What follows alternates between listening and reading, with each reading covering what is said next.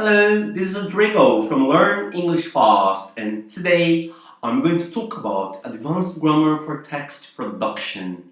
And the aim of this lesson is to teach embedding and how to avoid comprehension problems when writing your essays for important tests such as Cambridge, Ielts, and Toefl.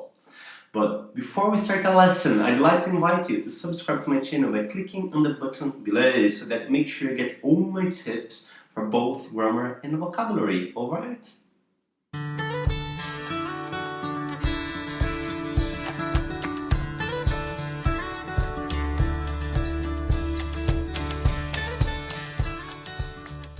So, what is embedding?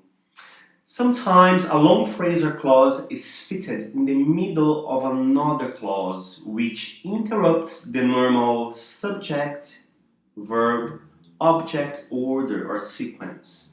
Those sentences can lead to ambiguity and should be avoided unless you know exactly what you're writing. For example, that photo of the teenagers being talked to by the congressman is wonderful. In this case, the photo is wonderful, not the congressman is wonderful, alright?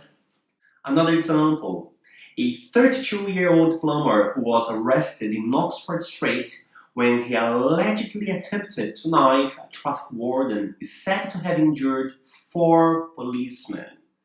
And in this case, the subject, a 32-year-old plumber, and the verb is said to have injured are separated by 15 other words. Also, the verb is said comes immediately after a noun, which is a traffic warden, which is not the subject.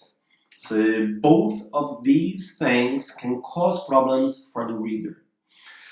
Sometimes relative pronouns are left out at the beginning of embedded sentences, and that can cause even more difficulty. Let's see an example. The book Alex was talking about at Susan's party turned out to be very boring. So in this case, the relative pronoun which was left out in the book which Alex was talking about.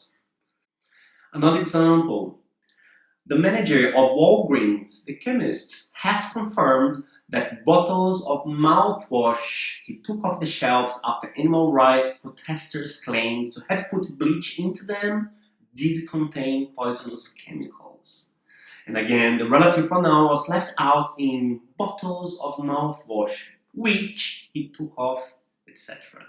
The next topic is past participle that looks like past tenses. So, some past participles are often used descriptively after nouns, rather like reduced relative clause, and when these look the same as past tenses, they can cause confusion. In the following example, the word asked means who were asked.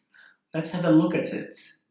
A number of the boys asked for comments on the proposals to expel some beggars told the police they disagreed. In this case, who asked? It's very dubious.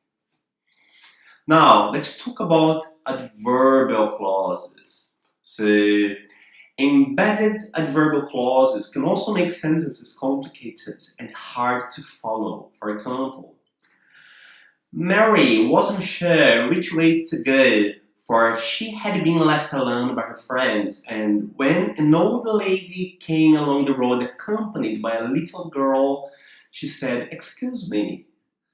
So, who said excuse me? Was it Mary, the lady, or the girl? Very confusing. So, let's see another example.